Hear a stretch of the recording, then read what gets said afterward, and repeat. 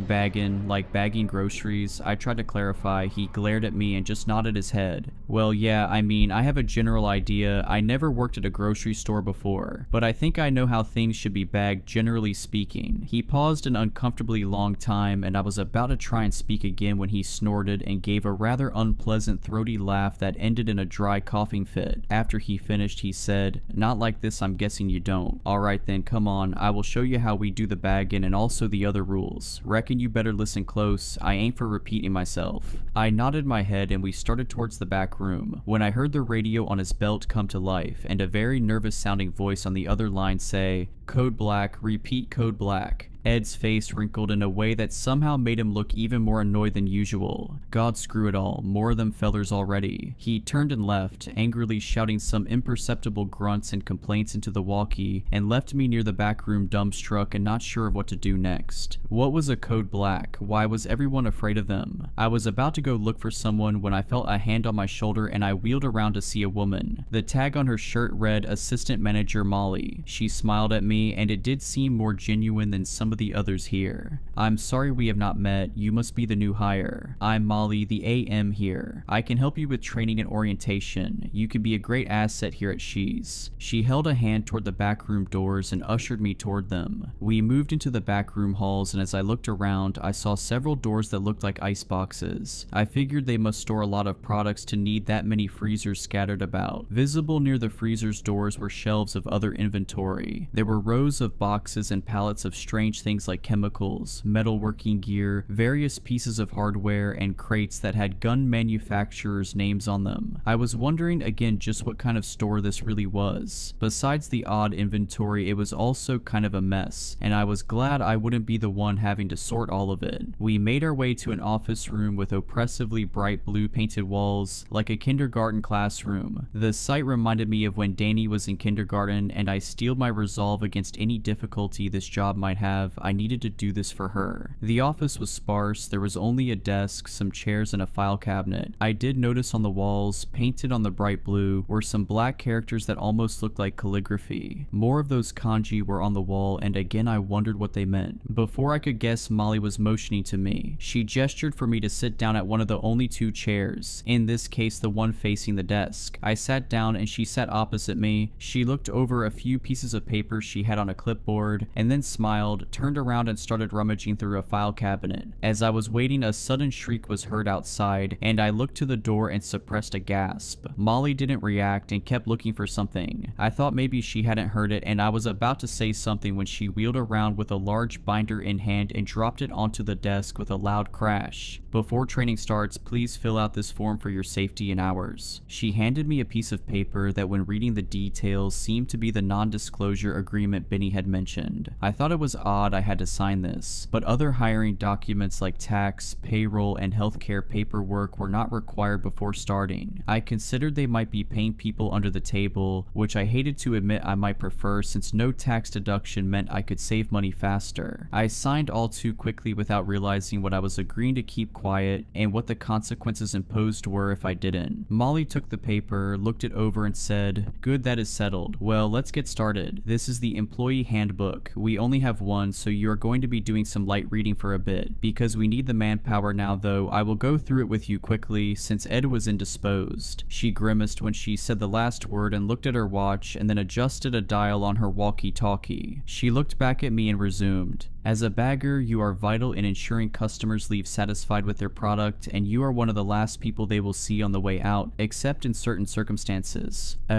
She cleared her throat loudly in time to some muffled noise I thought I heard somewhere else in the back room. Basic rules and code of conduct are as follows. You are to bag products to the customer's satisfaction. The first thing you are to ask customers is what type of bags they want. Whatever they say goes as far as how to bag things and with what bags. You are not to ask about or discuss the purchases of the customers, no matter how curious you are or how talkative they might be. No questions, period. Understood? She slammed her fist on the binder, and I jumped back startled as she looked at me. I stammered out a quick acknowledgement. Yes, understood. Good, she said, and continued with the list. No assistance may be provided to customers for loading or unloading things from their vehicles. If a customer requests help to their vehicle, do not under any circumstances assist or leave the building with them or any customer at any time, regardless of the story they give you as to why they need help. It is our policy, and they know this. If requests persist, or you are feeling intimidated or threatened, you are to press the yellow button at the end of each checkout by the bagging station. A security personnel will escort the offending customer to aisle 4 for processing and detainment. Wait, detainment? They don't just kick them out? I thought that was weird. She continued with the next rule before I could ask about it. The most important rule: occasionally there will be a special bag request. You will know it when you hear it. If ordered, press the black button by the end of the checkout and proceed with code black protocol. These guests are normally our highest paying customers and often are here at the pleasure of Mr. Shy himself. They must be attended as quickly as possible. There it was, code black again. What special bag was she talking about? Ignoring the look of concern spreading over my face, she continued. Cell phones, smartwatches, or quite literally anything that could be used as a recording device are strictly prohibited while on duty, both for our customers' sake and for our own.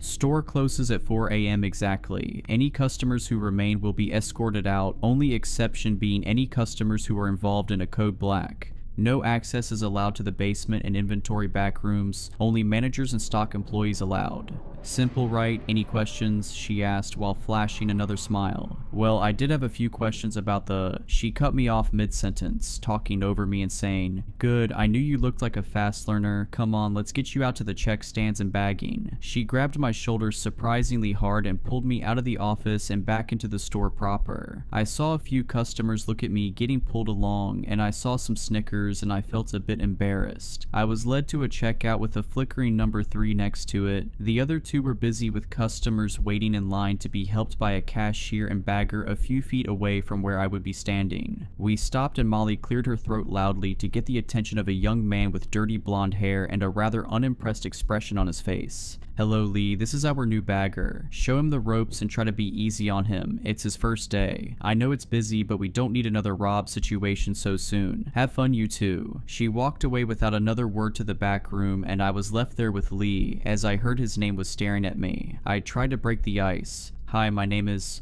"Save it," he responded abruptly. "I don't want to get attached just in case. I liked Rob, he was my friend, and now, well, now it's best not to talk about what happened to him. Just do your job and follow the rules and you should be fine." I didn't know how to respond to the blunt introduction, but I figured he seemed nicer than that Ed guy, so I just walked up to the bagging station and gave him a mock salute and tried to put a smile on my face. It was going to be a long night. The first customer came through and Lee wordlessly scanned their items. I proceeded to grab a few nearby bags when I felt a sharp kick in my leg. Lee was glaring at me like I had just slapped his mother. What? I thought I was supposed to. Then I looked at the customer who was frowning at me and I remembered. "Hello, what type of bag would you like?" The customer, an older woman, sneered at me and finally accepted the question and said flatly, "Paper, please," and did her best to pretend I didn't exist while I was bagging her items. Mostly groceries, produce, meat, and dairy. There were a few odd pieces, like a set of kitchen knives and what looked like boxes of some sort of firearm ammunition. I was about to ask about them when I remembered the rules. I tried to ignore it and just carry on. She left wordlessly and more customers piled into our line. As the night went on, I started to see less normal items and more disturbing things. One customer had bought zip ties, large volumes of what looked like medical grade sedatives, and several bags of candy. Another bought an ungodly amount of various weapons ammunition and several large fruits like watermelon and honeydew. I thought he might be just shooting some fruit for target practice until I saw what appeared to be a Kevlar vest and an uncomfortable amount of alcohol. After a dozen very disturbing customers came through, I finally found someone who seemed a bit friendly. She was a kindly old woman who seemed to enjoy speaking to me and by all accounts was very nice. It was a much needed reprieve and I actually enjoyed talking with her. Her name was Marge and she was just buying some baking supplies, eggs, butter, flour, spices, all pretty normal things. "You simply must try my raspberry tart, it is divine. I will bring some by next time, or better yet, I think I still have some in my car. Won't you be a doll and help an old woman with her groceries?" I was about to accept when I saw Lee's face go blank and he just shook his head. I looked back at Marge and she had a wide grin on her face, and I looked down at the second half of her groceries yet to be bagged. There were containers of various chemicals including rat poison, bleach, and ammonia. I tried to speak but I froze and she asked again. "Come on, dearie, my hip is in bad shape after my fall. It will only be a moment and you can have a treat and a nice tip as well." Her grin shifted in a way that made me very uncomfortable and I struggled to speak but finally blurted out, "No thank you, ma'am, store policy. We are not to escort customers out of the store under any conditions."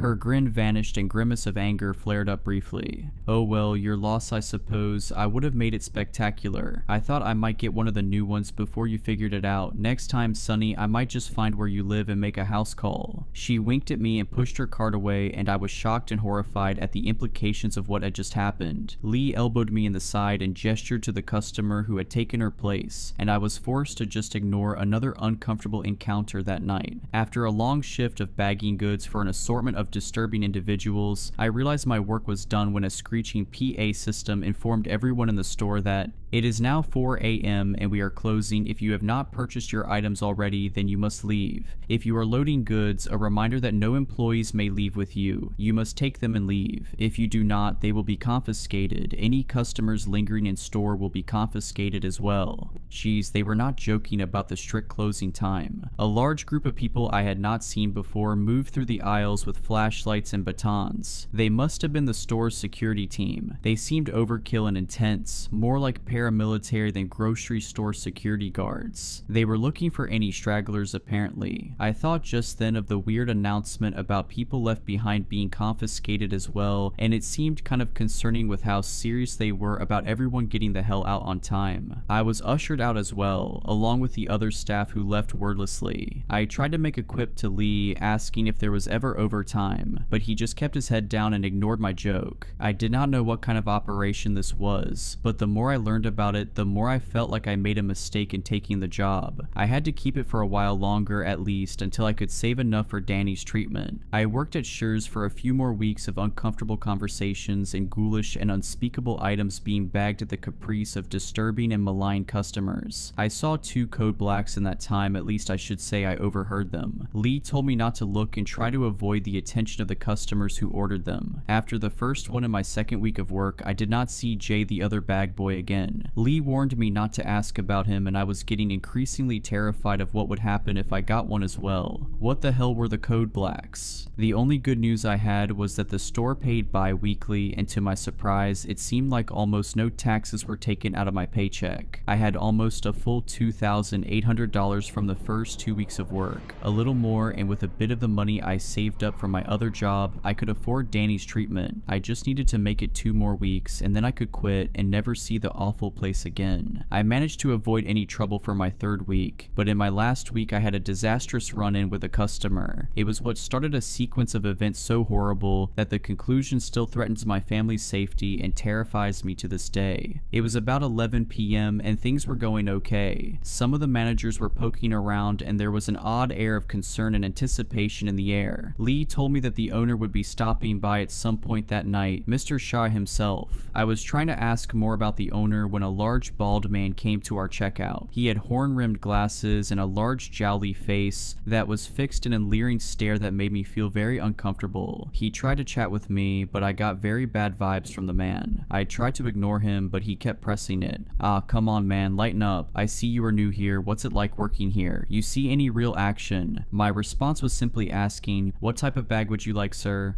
"I will show you my bag if you show me yours," he said, then let out a belly laugh that almost knocked his glasses off as he kept smiling at me with a sick gleam in his eyes. After a moment, he finally said, "Plastic's fine, I suppose, just trying to lighten the mood. You look tense like you could use a break." I ignored him while bagging copious amounts of junk food, a pair of pliers, lube, condoms, and various chemicals like bleach and OxyClean. I had become slightly inured to the worst of the colorful characters and the concerning wares they purchased, but this one seemed particularly loathsome. "Yeah, you could definitely use a break. Hey, I know, I can give you a little pick-me-up in my car. I am right outside, help me take this stuff out, and I'm your huckleberry." I couldn't even formulate a response. I couldn't think over my skin crawling away to another zip code. I resolved to just fall back on the rulebook line and proceeded to inform him that we are not allowed to leave the store with customers for any reason. To my horror and disgust, this one did not let the matter go. "Ah, come on, you're just playing hard to get. Seriously, I'm sure I can pay you more than these people. Come on, what do you say? Come on out and we can talk about it." I repeated the rules again while bagging the last of his items, but he would not let it go. "Hey, listen to me, you little nobody. You think you are too good for me? You think you are some kind of hot crap? Huh? Well, you are coming outside now. No one ignores me like this. I have a special treat in store for stubborn pricks who don't listen to me." His face was bright red and he was practically spitting the words at me. I panicked at first, but then I remembered the button by the bagging station. I pressed it discreetly while trying to hold my ground, shrinking slightly back to the vile tirade of the deranged individual. I took a step back and he moved forward, looking like he was going to grab me. To my surprise, a large gloved hand fell on his shoulder. I looked behind him and a nearly 7-foot tall man clad in a weird cross between police riot gear and military grade armor was holding him back. The customer turned around and started to yell at security. "Do you pricks know who I am? I know the owner. You will all be sorry you crossed me. I am going to," and a sickening crunch was heard, followed by the man going limp. The guard holstered a now bloodied security baton and bent down over the dazed form of the customer. His eyes were glazed and he likely had a concussion, but he was still conscious and tried to speak when the security guard seized him by the throat and hoisted him back to his feet. The customer tried to whimper out a soft and confused sounding wait, before he was punched so hard in the chest, I thought I heard his ribs break from where I was standing. The helmeted face of the guard turned to me, looked me up and down and asked, what type of bag was he using? I had no idea what that had to do with anything, but I answered on plastic. He was using plastic bags. I heard a chuckle under the mask and helmet of the guard, and he said, "Too bad he didn't pick paper." And the guard dumped out one of the man's bags. As he was trying to rise to his feet, the guard placed the plastic bag around the customer's head and tightened it. To my shock and horror, he proceeded to easily strangle him. I couldn't believe what I was seeing, and after a few moments it was over. I was speechless, and another guard came over and they took the customer's body on a stretcher to the back room. Benny, the store manager, had appeared out of nowhere and spoke to us. "I am sorry you had to see that, but I am glad you are safe. We take threats very seriously here and know you all need to be safe in such dangerous times. That is why we keep this place safe. Safe from dangerous people like that. I trust what happened here will also be safe and secure with you, right? After all, we wouldn't want you endangered by anyone like that knowing where you live, right?" He smiled at us and left to the back rooms. I understood the veiled threat and realized I would not be able to tell any real authorities or report on this madhouse. Despite that encounter, my night was not done yet and the worst was yet to come. Lee would not speak to me about what we both saw, and we tried to move on with the night and pretend what we saw happen didn't happen. It was getting close to 4 a.m. and we would be able to close soon. I was so close to being done with this place and getting out of there and home to my little girl. I just needed to hang on for a couple more days. There were only a few more customers lining up at the checkouts when something odd happened. A well-dressed man went to checkout number 2 and they shut off their light and said the scanner was not working anymore. It seemed fishy since it had been fine all night, but when the guarded looks and concerned faces flashed before me and then back at the well-dressed man, I realized that they might know something I didn't. My heart sank as I realized he might be one of those special customers. I looked over at Lee and he was visibly sweating and fumbling with the cash register. The man sauntered over to out checkout. He had a small basket with what looked like fine sewing thread, thimbles, and tailoring articles. It also contained a hacksaw, a plaster cast, and several boxes of nails and rivets that seemed to clash with the sewing equipment. By itself, I did not think anything of it and I relaxed a bit. Lee was pale and wordlessly scanned the small items he had. After they came down the conveyor, the man turned to me, tipped his hat, and introduced himself. "Good evening, my friend. My name is Henry Jaspin. I work for a little antique cloth shop and I'm here to get some materials." I relaxed a bit more. This did not seem too strange. I proceeded to ask, "What type of bags would you like today, Mr. Jaspin?" "Well, my good fellow, I should think paper for the small bits you see here. Indeed, I found all the tailoring kit I need to make work anyone would be proud of, but what I really need today are some raw materials. So the bag I really need will be a body bag tonight, preferably the larger variety." My mind was racing, my heart was pounding. Did he just say he needed a body bag? I was about to ask him to repeat it when it dawned on me. The rules had said, "A special bag request, you will know it when you hear it." I realized I had just encountered my first code black. I forced my trembling body to move and I pressed the black button under the bagging station. I heard an alert on nearby walkie-talkies. Code black on number 3. Confirmations were heard all around. There was a burst of motion near the back and I handed Mr. Jaspin his bag of smaller merchandise as Benny approached us. "Good evening, Mr. Jaspin." He managed to choke out the words, seeming uncharacteristically nervous. "Oh, Benny, don't worry, I know what I asked for, and though you are a big fella, I wouldn't dream of picking you. We go too far back. Besides, your skin is terrible. Can you imagine one of our suits on you?" Mr. Jaspin let out a howl of laughter, and Benny followed suit with a nervous chuckle of his own. "Your new employee, however, he has a nice strong jaw and broad shoulders. Not as much meat, though." He looked me over, and I was confused and terrified at the implication of whatever it was he was talking about. As he was eyeing me, Benny spoke up saying, "Of course, you are free to pick as you please, but if I could suggest an option, we just picked up a rather unruly fellow who was just processed a few hours ago and he is on the larger side. Perhaps he would be a good alternative."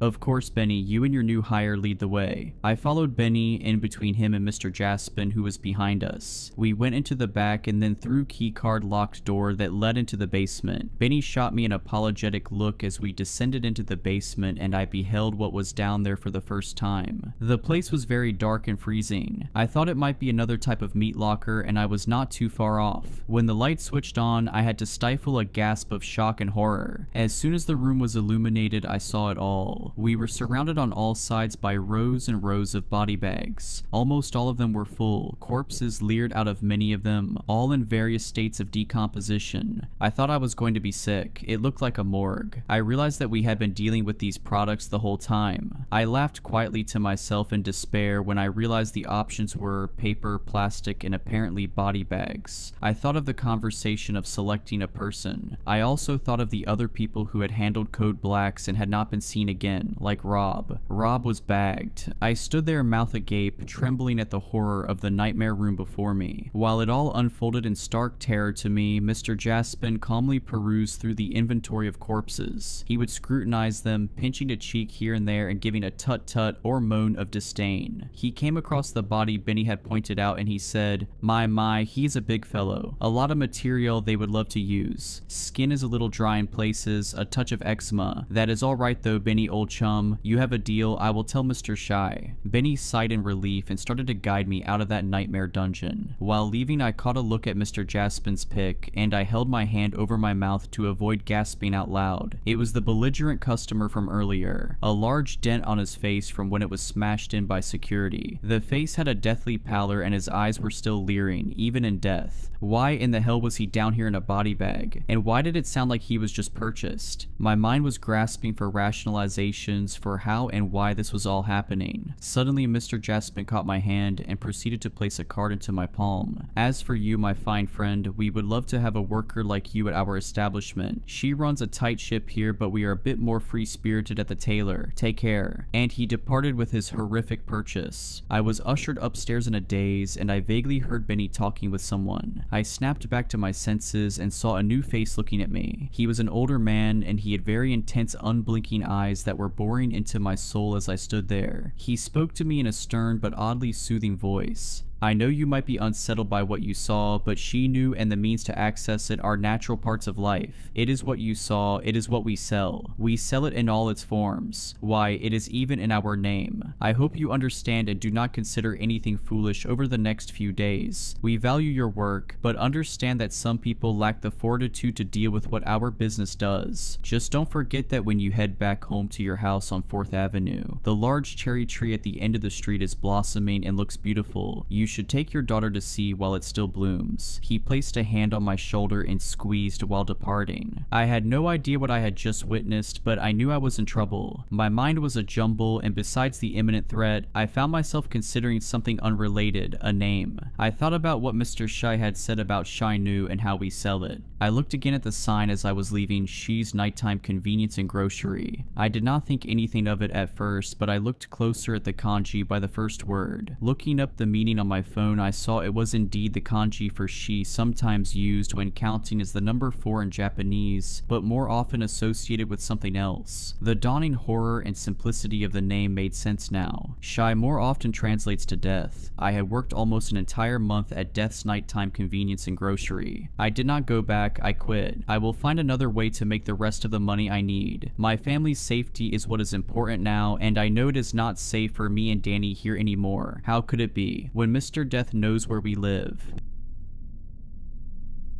He turned up around 6 months ago. It was us students who noticed him first, since every day he'd walk past the town's high school at around the same time. The kids would be out in the yard, playing basketball and gossiping, would stop what they were doing to watch him stroll by. He never looked at us, but by God did we make a game out of looking at him. What got everyone was how he dressed. He didn't show a speck of skin. His entire body was covered with some piece of clothing. It looked like a kid who'd gotten into their parents' closet. Everything he wore was mismatched and tattered. Usually it'd be a long brown duster coat, tartan slacks, and a horribly stained shirt. Occasionally he'd throw in a scarf or a hat, or maybe a second coat under the duster. He wore gloves, sometimes leather, sometimes silk, and a tweed mask. His mask was hard to explain. It wrapped around his head perfectly with no visible seams or eye holes. We didn't know whether he could see or not, but he never had any trouble walking or crossing the road. I think it's the mask that really got people's imagination wearing. Some of the kids guessed he might have a rare skin disease. Others thought that he might have been a worker at the old chemical plant and was badly burned when the factory burnt down, but that would have made him at least 90 years old. A bunch of older kids spread the rumor that he was some sick serial killer laying low in our sleepy town, covering his face in case someone recognizes him from a wanted poster or breaking news bulletin. Everyone liked to propound from the sidelines, but no one had the guts to actually find out, not until tonight. It was the 26th of October. School had just ended for a week-long break and I was going to my first real party. I barely knew the guy whose house it was at, but I leapt at the chance of underage drinking. The night turned out great. We all had fun and managed to not throw up once. I downed a whole packet of apple-flavored chewing gum to try and mask the smell of alcohol on my breath from my parents, although I had a feeling they'd be able to tell anyway. Me and 3 close friends left the party just before 11 and set off staggering home. We passed my friend Luke's house first. As he walked up to his front door, a light came on and his mother stepped out, her face contorted with pure anger. We laughed at Luke and stumbled on our way as he realized he mixed up the dates and forgot to tell his parents he was going out tonight. Me, Shane, and Rowan kept messing around as we navigated our way back home. Shane's house was next, and since I lived so far out, I was planning on having a sleepover at Rowan's. We turned a corner, still laughing from a joke we made a block ago, and saw someone. All 3 of us crouched behind the fence, peeping out from behind to confirm our suspicions. Walking down the middle of the road was the masked man. He was in his usual getup, only he'd taken off his gloves. We all squinted to try and get a better look. The only light we had came from a pathetic, constantly buzzing street lamp, but we were desperate to finally see what he's been hiding. All of a sudden he turned and began walking up to a house. He stepped up onto the porch and opened the door. Just as he walked inside, we could see him slowly take off his mask, and then the door slammed shut behind him. The 3 of us looked at each other, all thinking the same thing. The mystery of what the masked man looked like was still that, a mystery. He had his back to us, and even in perfect daylight we wouldn't have been able to make his face out. The first one of us to commit our thoughts to speech was Shane. He told us, pumping out his chest, that he was gonna go see which of the rumors was true. He said he had a plan, and before me or Rowan could say anything, Shane was already halfway across the street. We looked at each other and followed him, coming up to the masked man's old house. It was noticeably more run down than the other houses on the block. The paint was peeling, the gutter had almost fallen down, and an upstairs window had been shattered. The 3 of us stood around the front door, keeping our voices low as Shane explained his grand plan. He said he was going to simply knock on the front door. When the masked man answered, he'd say, "Oh sorry, wrong house," and then just turn around and leave, but not before getting a good eyeful of him. We all thought that it was a flawless plan and egged him on as we took our hiding place behind a bush at the end of the masked man's property. As I got a good look at the house, I realized that I recognized it. My dad had this friend who had gone through a rough divorce. He slept in our spare room for a few weeks before he eventually won the house back in the court settlement. Around 6 months ago, he moved out of town without so much as a goodbye. I could remember when I was much younger him showing his car off to me. That thing was his pride and joy. I couldn't believe this was the same house. My thoughts were bisected by the sound of Shane rapping his knuckles on the front door. He turned to look at us and gave us a dumb grin and a thumbs up. I think he was about to crack a joke when the door opened. Standing at the entrance was the masked man. He'd taken off his mask, as well as most of his clothes. That much I could make out as he was still shrouded in shadows. There wasn't a single light on in his house, and to me and Rowan he wasn't anything more than a silhouette. As we both tried to discreetly get a better look, Shane began stuttering out his excuse. Suddenly he stopped. There was a pause before he began to scream in a shrill pitch. We watched as the masked man grabbed Shane by his lower jaw and violently yanked him inside the house, the door slamming shut behind him. Me and Rowan looked on in shock. I turned to Rowan to ask him what we should do, but before I could speak, he was up and running to the front door. He started pounding on it and yelling expletives. I ran up behind him and yanked him away. I held him and asked if he was crazy. As he began mumbling a response, the front door began to open. We both bolted like a greyhound out of a trap and dived behind the corner of the house. We stayed there, holding our breath and waiting to meet the same fate as Shane. Eventually, Rowan found enough enough courage to peep around the edge of the wall. He didn't see anyone. He moved out a little further and saw that the door was still closed. I pulled him back and told him that we should call the police. He snorted and explained to me that they'd probably arrest us for underage drinking. We'd spend the night in some jail cell, and by the time we could explain ourselves, Shane would be dead. Before I could question his reasoning, Rowan walked over to a window, cupped his hands, and peeked in. I sighed, frustrated, and asked if he saw anything. He was replying with a long, drawn-out no, when suddenly he yelped and crouched down. Seeing his reaction, I instinctively did the same. I crawled over to him, and in a voice just below a whisper, I asked him what he'd seen. I could see the fear in his eyes as he told me that saw the masked man, now mostly derobed, walking out from what he guessed was a door to the basement. After that, Rowan started muttering to himself about how the masked man must have seen him. I knew that Shane, my best friend for as long as I could remember, was in the basement. My stomach churned thinking about what I had to do next. I held my breath as I stood and peered in through the window. I couldn't see the masked man anywhere. I nudged the window and my suspicions were confirmed. Like the front door, the window was left unlocked and slightly ajar. I tried to steady my breath as I pulled the window all the way open. Rowan looked at me in shock as I asked him to give me a leg up. Still, he complied. Once I was inside, I pulled him in after me. Before I did, he grabbed a fist-sized rock from the garden. For self-defense, he told me. The house was perfectly still. Every surface was covered in a thin veneer of dust. We both stood there for a second, trying to hear the masked man. There wasn't a sound other than the faint dripping of some faraway faucet. In what we thought was relative safety, we crept our way to the door the masked man had emerged from. I gently opened it, and sure enough, I was met with a staircase descending into the impenetrable darkness of the basement. I didn't dare call out Shane's name in fear that he wouldn't be the only one who'd hear me. Instead, I began my way down the stairs, Rowan following right behind me. My mother had given me a small wind-up torch so I could make my way home safely at night, she said. I fished around in my coat pocket for it, my hand clutching the familiar metal just as I reached the bottom. I found the button and switched it on, finally illuminating the room. It took me a while to realize what I was seeing, but judging from Rowan's deafening scream, he knew right away. Shane was hanging upside down from the ceiling, a chained hook driven through both of his ankles. He had long, fresh cuts across his throat, wrists, and legs, which were all pouring with blood. The blood dripped down into a series of angled metal sheeting, which directed the flow into a steel trough. There were 4 other bodies hanging from chains, all serving the same purpose. Some looked like they'd been there for weeks. We both turned and ran. As we scrambled back up the stairs, my torch beam fell on the figure standing motionless in the doorway. We slowly stepped back down the stairs until we were at the bottom again. We froze, watching for any sign of movement. Suddenly, the figure began to lift slowly off the ground. In an instant, it shot down the stairs, flying through the air like it had been thrown. I dived out of the way, but Rowan wasn't as lucky. The thing piled into him and pinned him to the ground. As I got to my feet, I saw it run its black, claw-like fingernails across his neck. I screamed, and the masked man turned to look at me. It lifted itself to its feet and lunged. I grabbed the rusted hook dangling from the chain above me and swung it. It plowed into the front of the thing's head, caving it in. It went limp. The momentum from swinging the hook almost made me fall backwards into the trough of blood. I steadied my footing and dropped down next to Rowan. He laid motionless. There was a gaping wound along the side of his neck, and he didn't so much as gurgle. I knew there was nothing I could do. With tears streaking down my cheeks, I turned and began to somberly make my way up the flight of stairs. Out of the corner of my eye, I saw something move. I turned to look and saw the masked man yank the rusted claw out of its head and stand. It straightened itself and turned to meet my gaze. I ran frantically up the remaining steps. I could hear the thing let out an animalistic screech as it flew through the air behind me. I burst out of the basement and into the living room, making a clear dash for the front door. The masked man threw itself into me, sending me spiraling. I landed on a glass coffee table, which shattered from the force. I lay in pain on a bed of broken glass as the creature that had killed my friends loomed. It dropped down on top of me and lowered its face agonizingly close to mine. It was now that I finally got a good look at what it looked like under the mask. The thing's face looked like a naked mole rat, bleached white with chemicals. Its eyes were a mess of tumors and scar tissue, filled with a black-purple pus festering in the sockets. The soft tissue of its nose and ears looked partially digested. The gums were black and oozing a mephitic ichor lined with fragments of tooth bits. Its front two cuspids, however, looked perfectly maintained and began protruding even further out. They now looked longer than my index finger and as sharp as razor wire. I shoved a shard of glass deep into the thing's neck. It pierced clean through to the vertebrae, embedding itself. Black tar-like blood began to ooze, then spurt violently out of the wound. The masked man fell backwards, writhing around on the floor in pain. I staggered to my feet, limping to the front door before breaking into a half sprint. Afraid it would come after me, I ran straight to the next door neighbor. I began pounding in their door until I saw a light come on upstairs. I heard movement in the house and the door opened. Blinking the sleep out of his eyes and wearing a lime green bathrobe was Gary, my Sunday school teacher. He recognized me instantly and brought me into the safety of his home when he saw that I was drenched in blood. He laid a plastic sheet on a couch and told me to sit while he made tea. I sat and tried to catch my breath. I was still reeling from the night's events. Still, I felt safe in Gary's front room. It smelt like my grandma's house. I took out my phone and with a shaking finger tried to ring my mother. The kettle boiled and Gary poured my tea. He walked in from the kitchen, handed me the mug, and sat down next to me. We called the police and I spent the next few minutes trying to explain to him what had happened. Once I had, he seemed to go into shock. He just sat there, bound by my words. Eventually, he snapped out of it and slowly turned to look at me. He told me that I could go clean up in his downstairs bathroom, and I realized the state I must be in. He showed me to the bathroom and left me to wash myself. It felt good to scrub the fetid grime from my skin. I tried to avoid looking at myself in the mirror. I was drying my face with a hand towel when I heard a knocking at Gary's front door. I assumed it was either my mother or the police, and evidently so did Gary. The next thing I heard was his scream, followed by the door being thrown open. His screams were cut short and replaced with the bestial growl coming from what could only be the masked man. I turned to the bathroom door and frantically fumbled with the key, locking it. I dropped to the floor and curled up in a ball under the sink as I began to sob quietly to myself. I heard labored footsteps coming from the hallway. Within seconds, they were just outside the door. A low scratching noise came, followed by a thunderous pounding as the masked man tried desperately to break down the door. Its hinges rattled as wood began to splinter. The midsection buckled and split. I could hear the wailing of sirens as police cars neared as the masked man's hand crept from the hole in the door. It felt around for the lock as pus leaked from the soft flesh and exposed nerves surrounding its black-purple fingernails. I could hear vehicles pulling up outside as I watched it hook its talons around the key. It ripped it and the rest of the door handle from the wood, sending splinters flying around the room. A group of police officers made their way through the front door. One swore to God when he saw what was left of Gary. The bathroom door fell to the side. The masked man stood in the hallway, staring into my soul and priming its teeth, which began protruding even further from its gums. There was a deafening gunfire and I clasped my hands around my ears, screaming as I watched the masked man get shot maybe half a dozen times. It staggered back, then dropped to all fours as the police opened fire again. It climbed up the wall and began crawling upside down along the ceiling. 3 officers gave chase as one barged his way past the broken bathroom door and took my hand, leading me out of the house. I saw my mother's car parked amongst the police cars. She stood next to it, crying as 2 officers tried to console her. She saw me and ran over, wrapping me in her arms. The police kept me a little while longer to take a witness statement. Eventually, my mother convinced them to let me come home with her. They agreed, took our address, and told us that they'd call around tomorrow morning to talk further. I climbed into the back of my mother's car as she began to drive. She was silent, letting me rest as we neared our home. Soon, the rows of houses were replaced with trees. I watched them go by as I felt myself drifting off to sleep. The last thing I can remember of that night was seeing a white blur, something keeping pace with the car just beyond the tree line.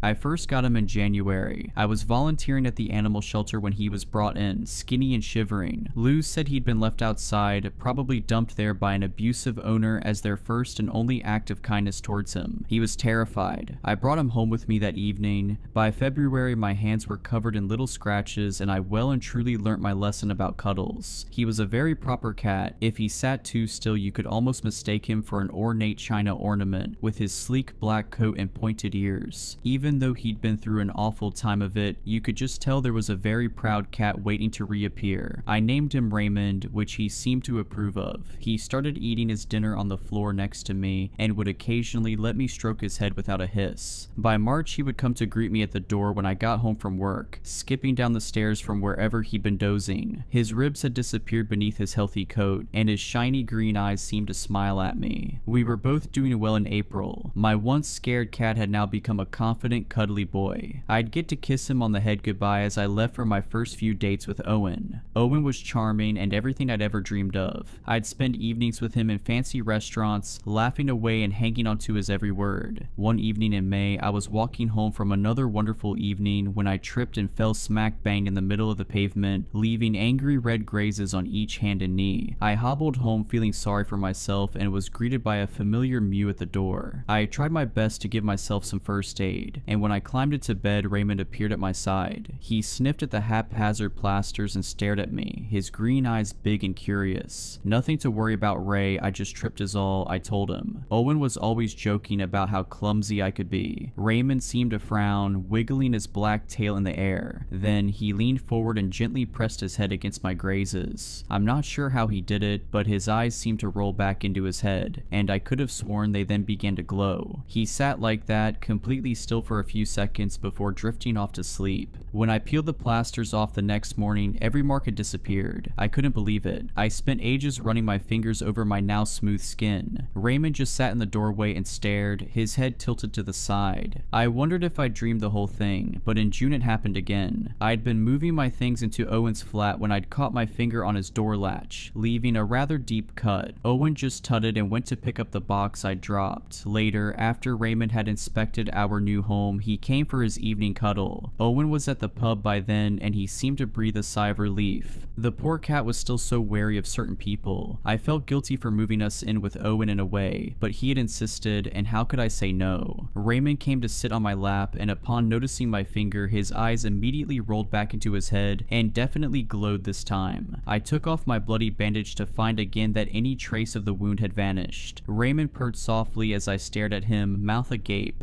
By the end of August, Raymond had healed a fair few scrapes and bruises for me. I'm ever so clumsy, of course, which Owen always ridiculed. If I'd known better, I'd have said he liked seeing me upset. Sometimes he would come home drunk and accidentally push me. On one occasion, he did this when I was cooking at the hob, and Raymond seemed to use all of his might healing my seeping burn. I spent an awful lot of time in pain and the rest lonely. I'd stopped volunteering at the animal shelter a few weeks before when Owen and I decided I should be working more hours to help pay the rent. I missed Lou and I missed my friends. We lived quite far from my parents too now, and I missed having friendly conversations that weren't just with Owen on a good day. I still had Raymond though. September went by in a bit of a blur. I found myself stuck in an unnerving state of trying to do everything just right. I would walk home from work slowly, savoring my time in the cold and the dark, but not too slowly, or Owen would question where I had been and with who. I didn't see anyone nowadays. I would make sure the dinner I made was exactly to Owen's standards, even though I knew that most of the time there would be a tiny, unseen detail that would set him off. He'd leave in a huff, taking my car to the pub round the corner. I'd sit in silence with Raymond while he was gone. I felt trapped. Raymond would give me a nudge or a purr, anything to get my attention, but I was frozen. I only moved again when I heard the door slam. I would look down at Raymond. He knew he was in for a long night too. In October on Halloween, things reached rock bottom. I was lying on the floor, staring at the ceiling when I heard Raymond gently push open the door. I'd been so worried about him. Owen had come home drunk again and almost tripped over Raymond, who was sleeping peacefully on the rug. I'd instinctively jumped up, rushing to keep my precious cat safe. Owen didn't like that. Now I was on the floor and I couldn't get up. I couldn't do much of anything anymore. "I'm sorry, Raymond," I whispered, feeling my lip begin to bleed again. I started to cry and the tears stung my swollen eyes. "I'm sorry I brought us here." He gently brushed his face against my blackened cheek, and I felt like dirt. My tears splashed against the cold floorboards. Raymond deserved so much more than being stuck with me. I couldn't even keep him safe. The door slammed suddenly. I had to grip my teeth to keep from screaming when my broken bones ground together as I jumped. Owen was home. His heavy footsteps dragged through the hall, the sickly smell of whiskey surrounding him like a storm cloud. He swayed as he came into the room. His bloodshot eyes quickly focused on me. He walked over and let out a chuckle, giving my snapped leg a swift kick. "Get up then," he sneered. Every muscle in my body was screaming at me to move, but the sharp pain in my chest pinned me to the floor. My breath was coming in shallow gasps, and my broken ribs felt like knives carving into my lungs. "Pathetic," Owen spat, laying there, feeling sorry for yourself. "This is your fault. It always is." Raymond began to growl beside me, but Owen ignored it. He dug his fingers into my swollen face. "You're completely useless now," Raymond hissed. Something had changed in him. His sleek black form, normally so calm, was now tensed. His muscles rippled beneath his fur, and his green eyes honed in on Owen. They began to glow eerily under the flickering light. Owen laughed, releasing his grip on my jaw. "Oh, look at this. You're stupid, cat. He'll protect you." Before Owen could reach out for him, something in the air shifted. The pressure dropped, and the room felt heavy. Raymond's growl deepened, sounding far more primal. His eyes weren't just glowing anymore, they were burning. Owen staggered back, his face contorting into confusion and then pain. "What the hell?" he started, his words cut off by a scream. I could only watch, wide-eyed, as Owen's body began to jerk violently. His arm twisted, the bones snapping with a sickening crunch. He screamed again, the sound ripping from his throat as his skin began to stretch and split. Hot blood oozed from the cracks like lava. My own injuries, the burns, the broken bones, the bruises, began to fade. I felt them peeling from my body as Raymond had done 100 times before, but this time he was putting them straight into Owen. His knees buckled as another snap echoed through the room. His leg was bent at an impossible angle, the flesh tearing as though he was being pulled apart from the inside out. "Raymond, no," I whispered, but the word felt hollow. Could I even stop him? Did I even want to, really? The cat's gaze never left Owen. His tail flicked in a deliberate motion, and Owen screamed again. This time it was louder, higher pitched as his ribs caved inwards with a wet, crunching sound. Despite everything that he'd done, I hoped that the alcohol was dulling some of the pain, at least a tiny bit.